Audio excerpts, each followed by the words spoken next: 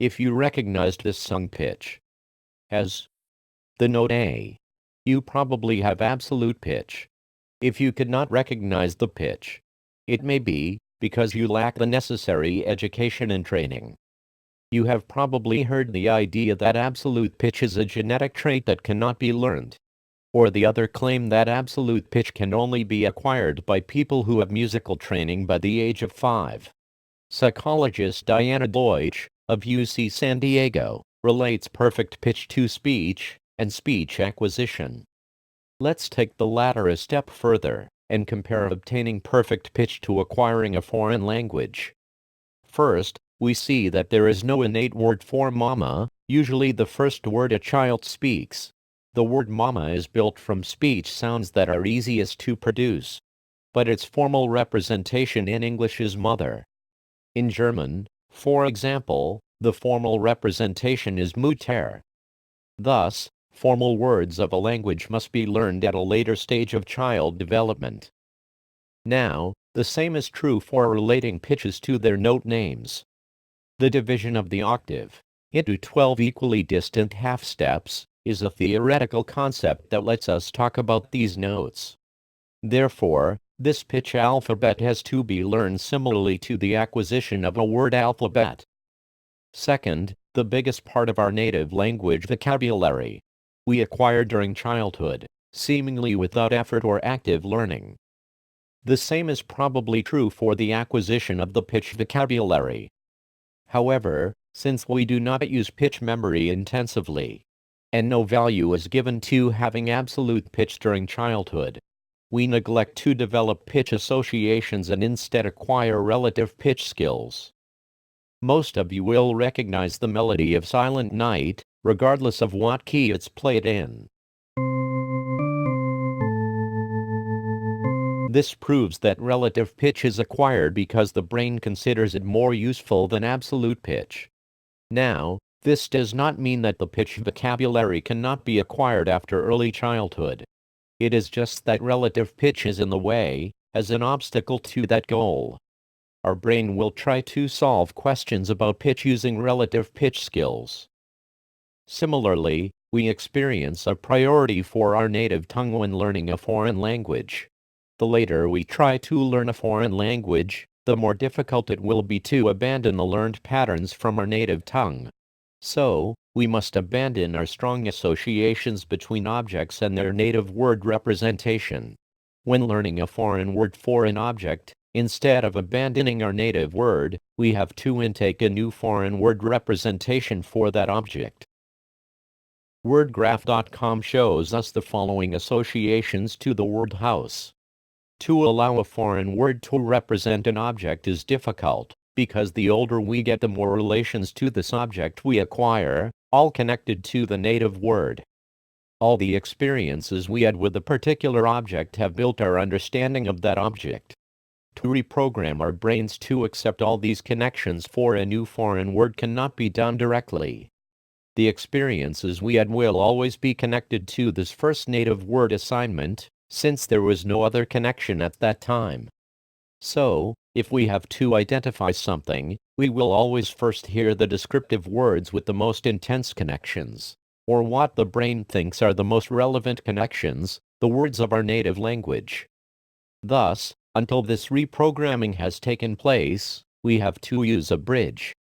However, the more intensely we use a foreign word, the more associations and thus relevance this new foreign word will take on. If we are living in a foreign country, the language spoken there may become the one in which we think of things. Thus the newly acquired language may become more relevant in our life than our native tongue. This situation is also known as thinking in a foreign language. Third, for the pronunciation of words it is even more difficult to be accurate, since the control of our vocal cord muscles stops developing after we have mastered our native language. Or, at least, it is very hard to train your vocal cords without appropriate feedback to guide such efforts. Therefore, it may seem nearly impossible to regain the ability to identify pitches, because the relative pitch characteristics, present in all songs and musical activities, will take precedence over absolute pitch detection skills. Now, we know that we are capable of learning a foreign language. We also know that it may take many years of daily practice and use to acquire a foreign language. To perfect such a skill, we have to listen to native speakers and actively use the language for quite some time. Usually, in respect of language comprehension, you cannot outrun a native speaker who has acquired the language from day one. The process of acquiring one's native language is a continuous, lifelong process. However, a foreigner who adapts a foreign language can outperform a native speaker who cares little about his language. For example, the native speaker may not care about spelling, correct grammar, or expanding the vocabulary. So, what does this all mean for acquiring absolute pitch? We think that absolute pitch can be learned like a foreign language. The main barrier is the time and effort needed versus the gained ability. For example, it would be nice to speak Chinese perfectly. But how many of us actually will start a year-long course for learning Chinese? Motivations to learn Chinese may be much stronger than those for acquiring absolute pitch. For example, in learning Chinese, you have the possibility to enter the lucrative and expanding Chinese market. Chances are higher that you can profit from language knowledge than if you learn the musical alphabet. Even if you stop the Chinese course after a year, you are still able to use your knowledge to some degree. For absolute pitch, this is only partially true. You might go along using relative pitch quite well. Since there are basically only 12 notes that you must be able to recognize, your motivation will rapidly decrease if you cannot see progress after a few days. So, people are spending 5 or 10 years of daily training to learn a foreign language, but almost no one will spend such an amount to acquire absolute pitch. Two primary reasons why people continue to learn a foreign language are: 1. Motivation to reach a goal, and 2. They see progress. Yes, your vocabulary and understanding of the foreign language grow noticeably over time. Now, to learn absolute pitch, little seems in favor of the learning process. The uses for absolute pitch are rare, and real progress is not always obvious.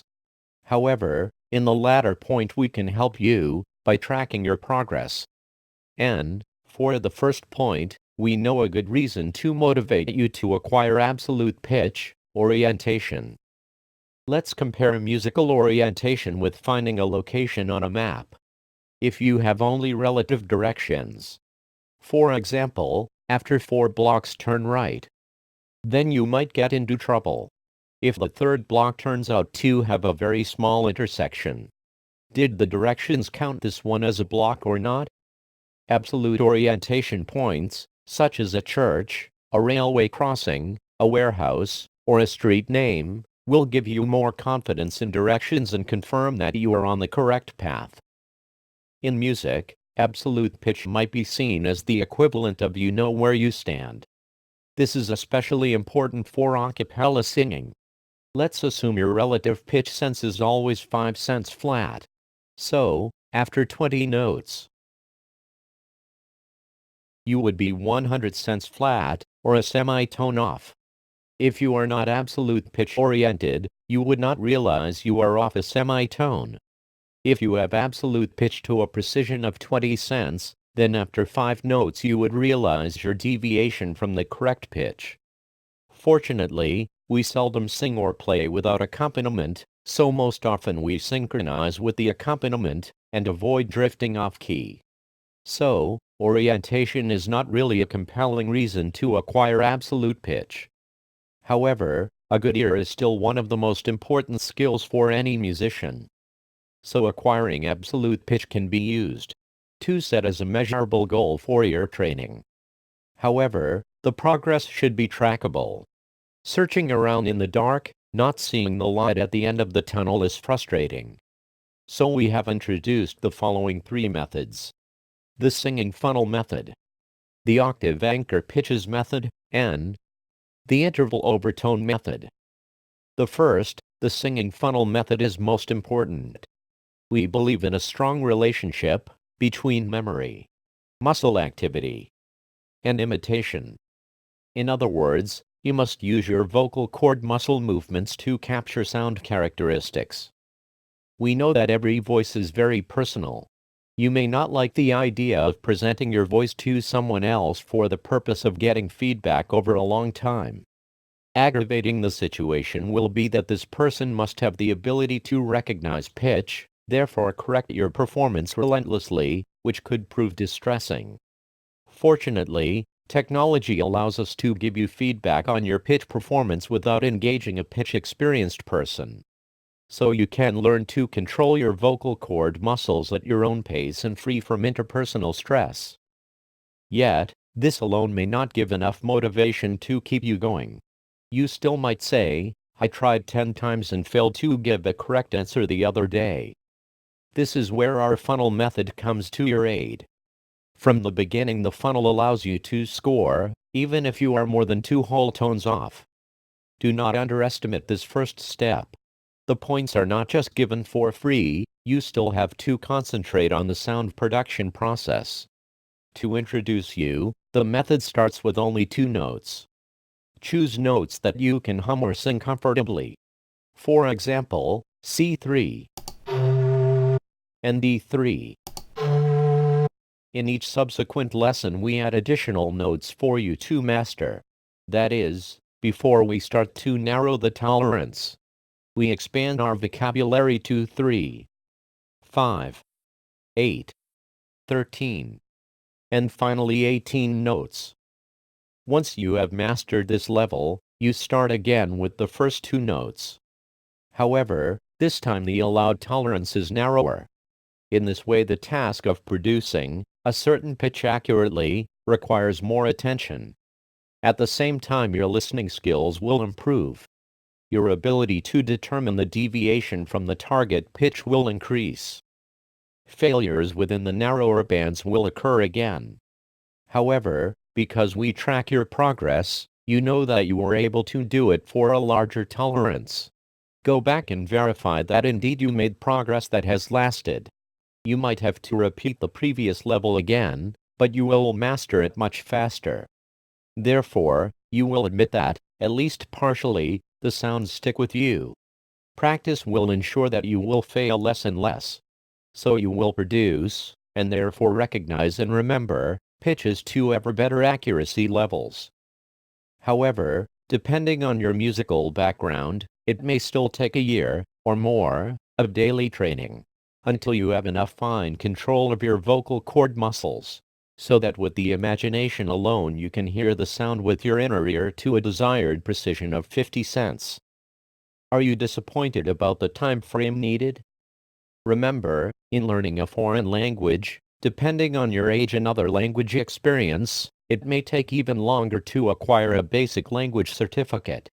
To accelerate the learning process, we suggest that you use the octave anchor pitches at the same time as the singing funnel method.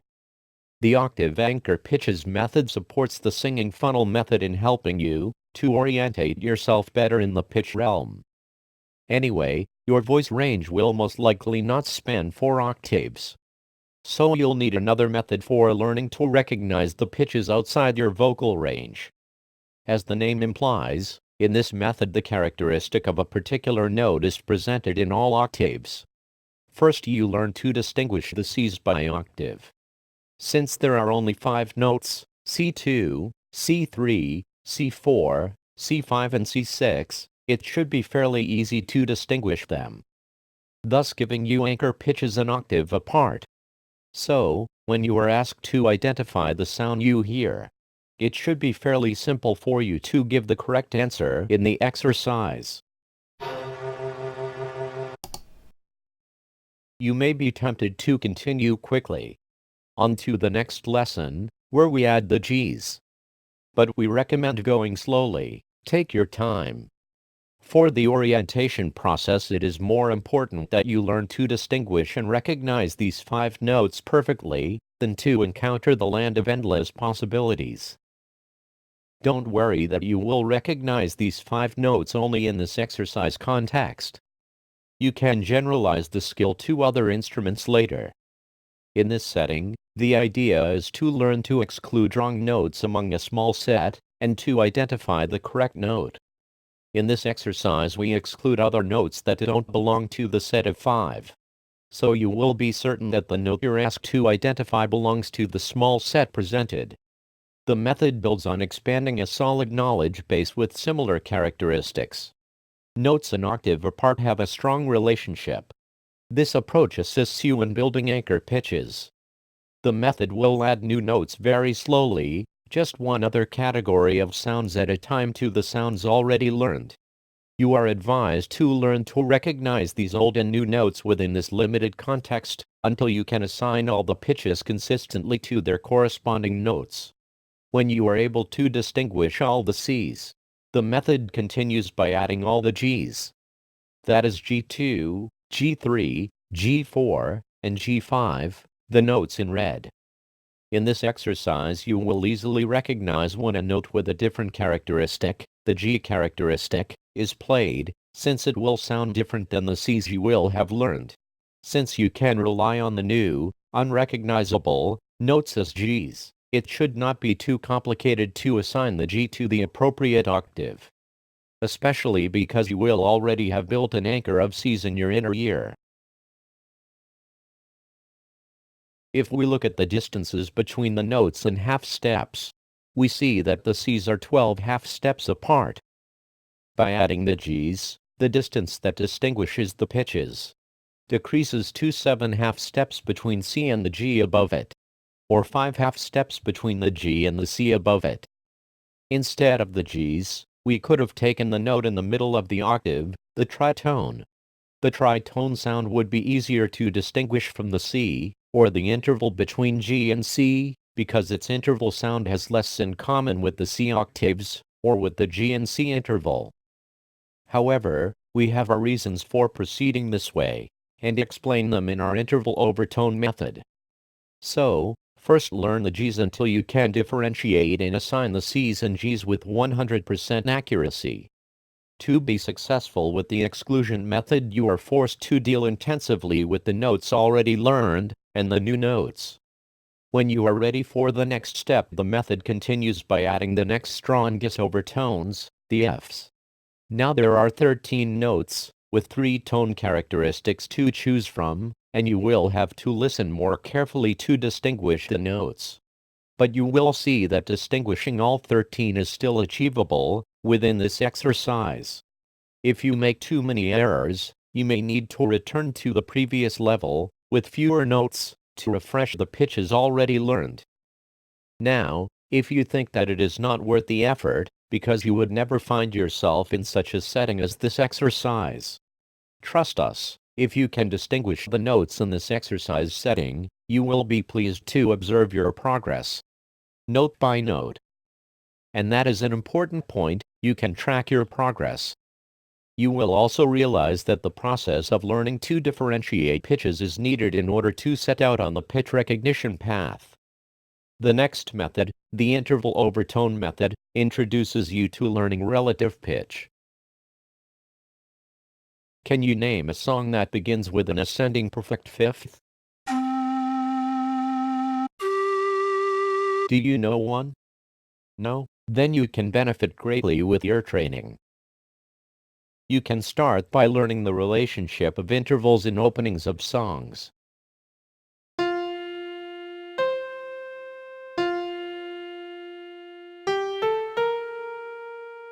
Here is a list of the 13 simple ascending intervals of an associated song. Note, no musical experience is required to learn these relationships. They can be learned by rote and memorized. Let's do a short test that contains only the perfect and major intervals. For the test, we randomize the song list.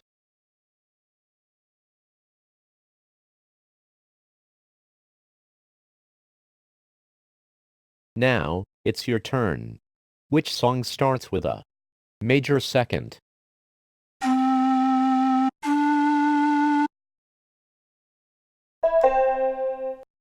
Good.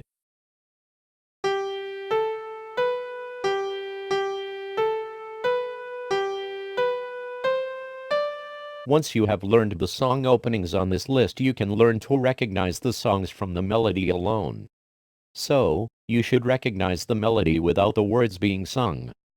If you like the sample songs for the intervals, it will not be difficult to recognize the melody. Let's do a melody recognition test. Click the song you hear.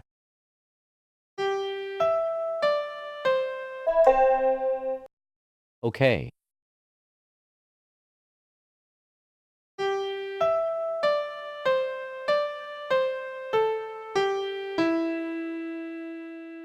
This was not too difficult. Now we will remove the song names and replace them with the opening interval name. Click the appropriate interval name.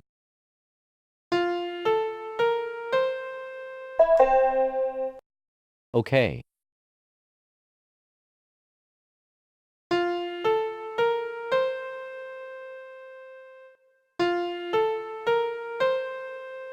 Learning to relate song names to intervals is a simple but effective way to acquire relative pitch. We recommend that you make yourself a list of your favorite songs. The interval overtone method guides you in the interval recognition process with a step-by-step approach, similar to the octave anchor pitches method. Instead of single notes, the method presents you intervals. We believe in learning by doing, and that memorizing is easier when practicing the concepts. To recognize something, you must first have a reference in mind. Therefore, it is important that you build a retrievable association for each interval. Unfortunately, the human voice is not constructed to sing two pitches at the same time.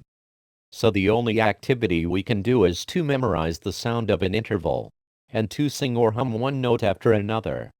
The overwhelming contents, lyrics, rhythm, etc., and therefore abundant information a whole melody contains, make it easy to remember a song. So we only need to return to the beginning of a song that starts with an associated interval, to be able to hear the interval in our mind.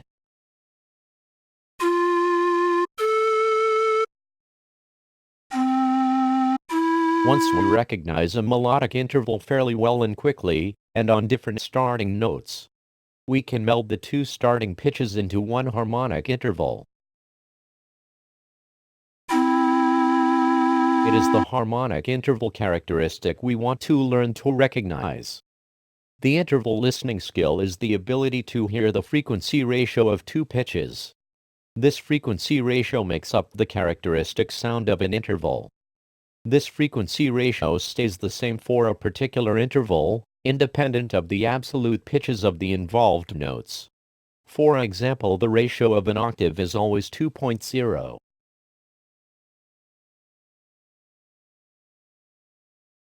We use a learning box, see video interval instructions to learn to listen for specific interval characteristics.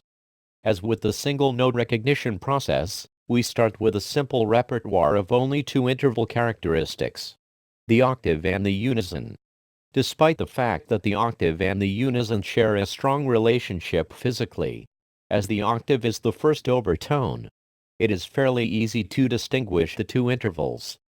In effect, the unison sounds like one pitch, not two different ones. This should make it easy enough to distinguish the two interval characteristics. Now the method builds on by adding new intervals to intervals already learned. To learn to recognize the new interval characteristic, we use the approach by exclusion.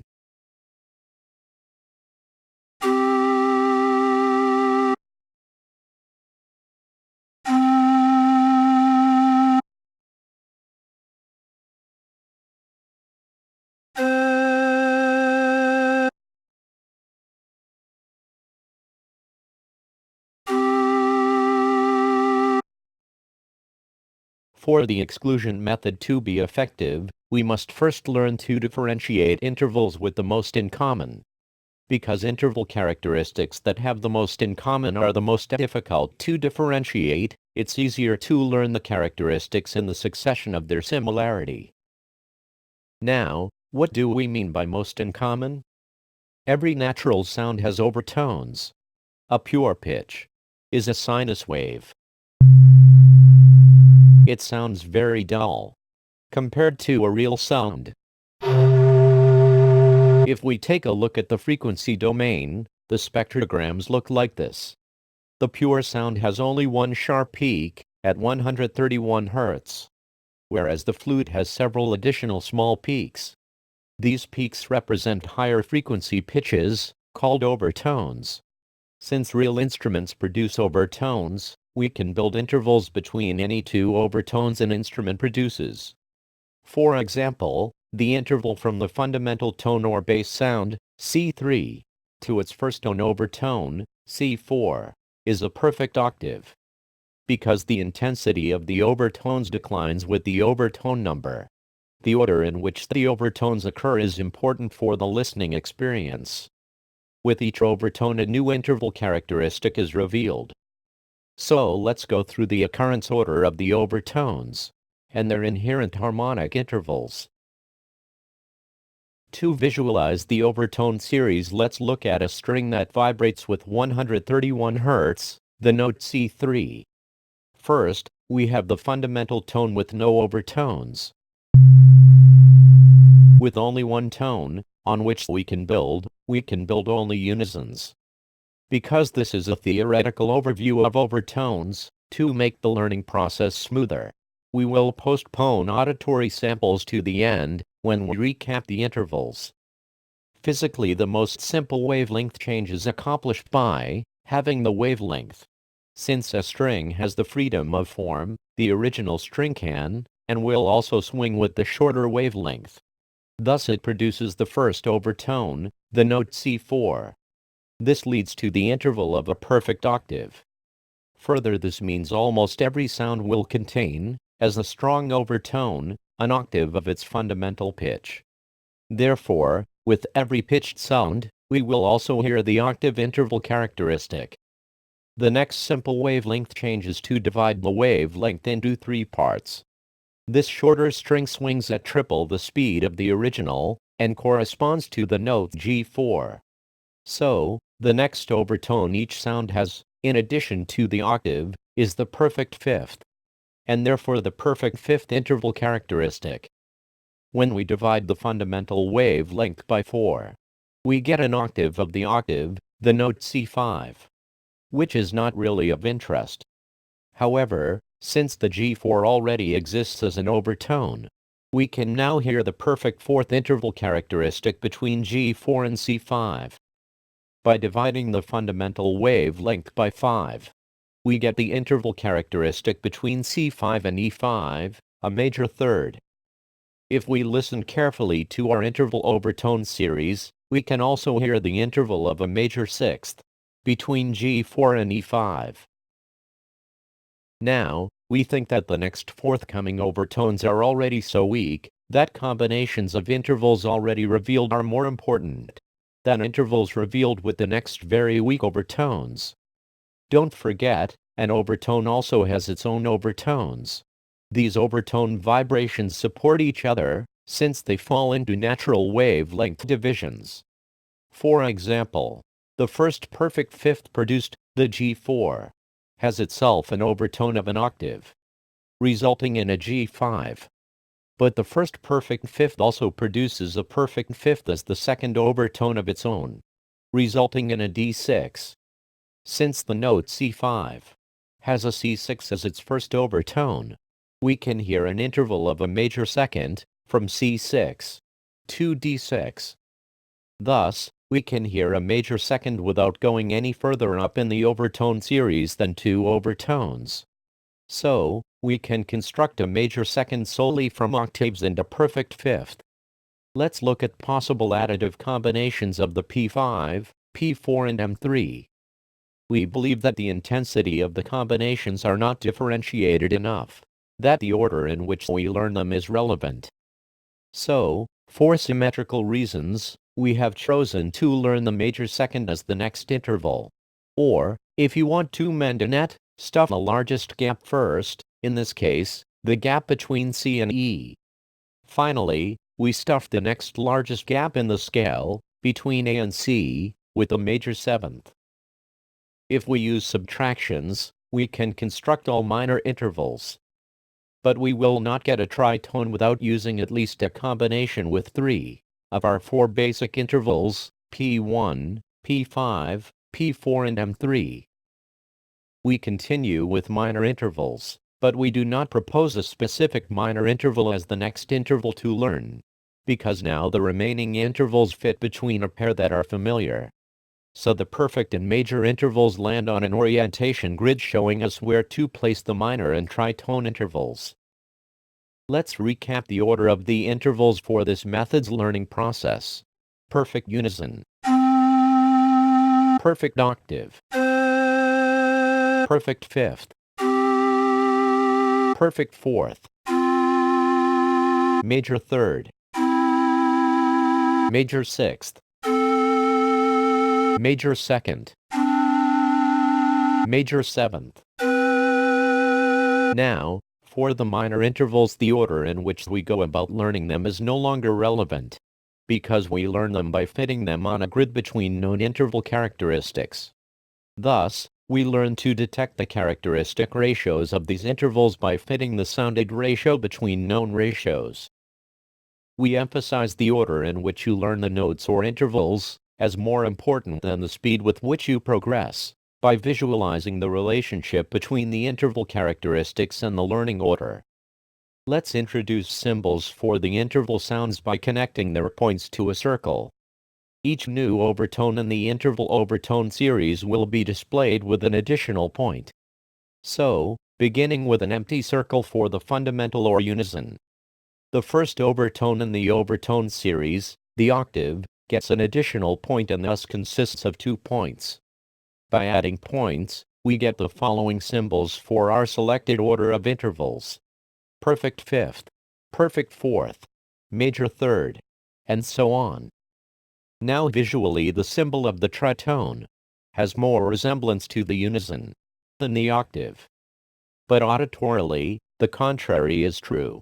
Since the octave is the first natural overtone, the perfect octave shares the most sound characteristics with the unison. Therefore, for a visual expression of the difficulty of distinguishing these sounds, we must reverse the symbols. In this way we can show why it's better to listen for interval characteristics one by one, and why it's better to learn the most similar interval distinctions or those that are most difficult to differentiate first. Since the overtones are naturally, in a specific intensity order, and always simultaneously present, we will also listen to the previous interval characteristics in addition to the characteristic we are just learning about. So, first we have to add the fundamental to all characteristics. Then every characteristic after the octave characteristic will also contain the octave characteristic. The same is true for the perfect fifth characteristic, and so on. All other overtone intervals characteristics are present in the tritone. While it is true that it is easier to distinguish a tritone from an octave or unison than a perfect fifth from an octave or unison, it makes no sense to learn the tritone first, because in our systematic learning approach, we want to learn the characteristics one by one. It is much simpler to differentiate between only 2 interval symbols, therefore easier to learn the interval-specific characteristic in a step-by-step approach, than to extract a specific interval characteristic from complex sounds accompanied by other interval characteristics.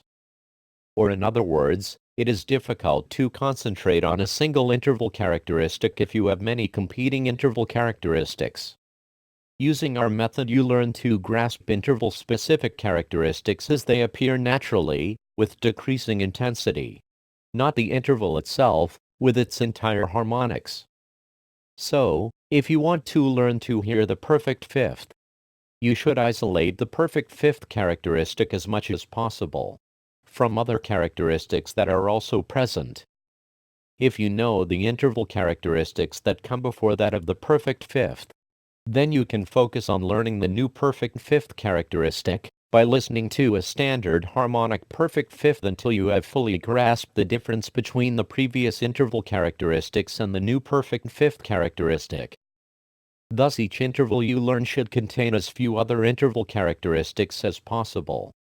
A tritone played harmonically supports all interval characteristics, whereas a perfect fifth played harmonically, alongside the main characteristic of a perfect fifth, will emphasize only the unison and perfect octave interval characteristic.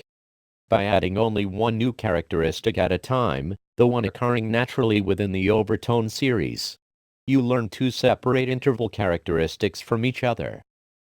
To come to a conclusion with the exclusion method, you must consult the familiarized interval characteristics intensively. Hence you deepen the relationship between the intervals along the intensity of the overtones. Unfortunately, one must be patient and make sure not to progress too fast. The exclusion method only works if you can depend on familiarized material. However, that doesn't mean that you should avoid practicing with other methods in parallel.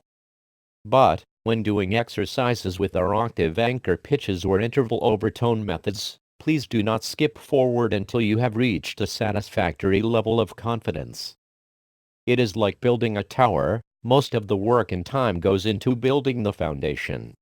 And, if you trust the underlying foundation, you can feel free to move on to the next level securely. Important, we recommend you never start a day with a new lesson. Instead, always do a warm-up with the last successful lesson, and continue with the next lesson once you have demonstrated mastery in the previous level again. From the fourth overtone, which reveals the major third interval characteristic, and on, we must listen carefully, almost straining our ears. Because no new overtone is needed to build the major sixth, its characteristic is equally present when we learn the major third. However, because at this point, you are familiar with the basic repertoire of characteristics, you can begin to combine them, and start recognizing intervals this way. The step-by-step approach makes the identification process easier, because you rely on the newly learned characteristic, which is unique from those already learned. A remark about single-tone recognition. Because every sound has the same relative overtones, no apparent order exists between single-note sounds. However, the octave anchor pitches method uses these landmark pitches, as we expand our repertoire relative to them. Thus, again, we have an order to the starting anchor pitches. The singing funnel method uses muscle activity to learn to memorize a sound. Since small muscle movements are easier to execute, you should avoid starting with sounds an octave apart, because the overtone series is not relevant for the singing funnel method. You can start with any notes you feel comfortable singing. You should not feel bound to any order. Thus, using the singing funnel method, if you notice that in the singing funnel method you have a good feeling for singing the note D, then you could use the note D instead of C as an anchor pitch in the octave anchor pitches method, and adapt the method from there, using the training mode in our exercises. However, we do not recommend this, because the temptation that you would like to change the anchor pitch again, later in your studies, is very high. In this way you may advance faster in the beginning, but you lose the all-important orientation. Here, discipline and stubbornness are the order of the day. And since the key of C is very common in music, our proposed way is the best choice. To stay motivated to continue something, it is important to see progress.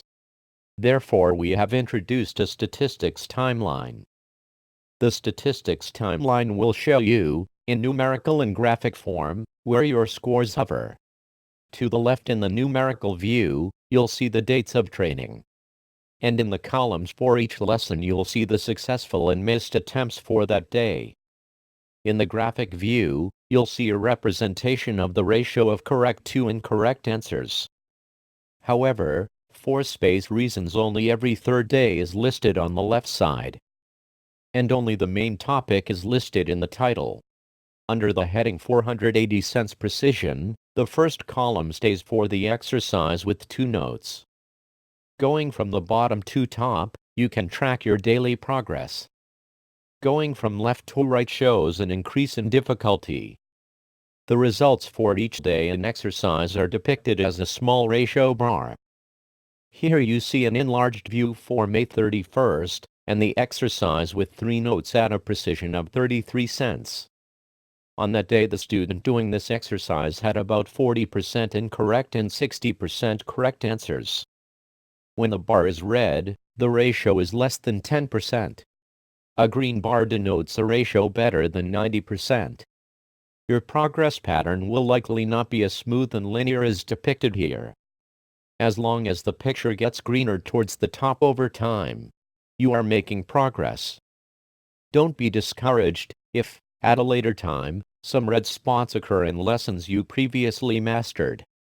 In case of setbacks, you can remind yourself you were able to reach a certain level before, and simply repeat the previous lesson. Even if you miss the goal in the first repetition attempt, you should soon realize that you can reach that level again, and more quickly now. We hope this knowledge about your learning process convinces you to go forward with the method. Happy progress! And please send us your statistics timeline after 100 training days, so we can continue to improve our methods. Thank you for supporting and spreading the word about our ear training methods.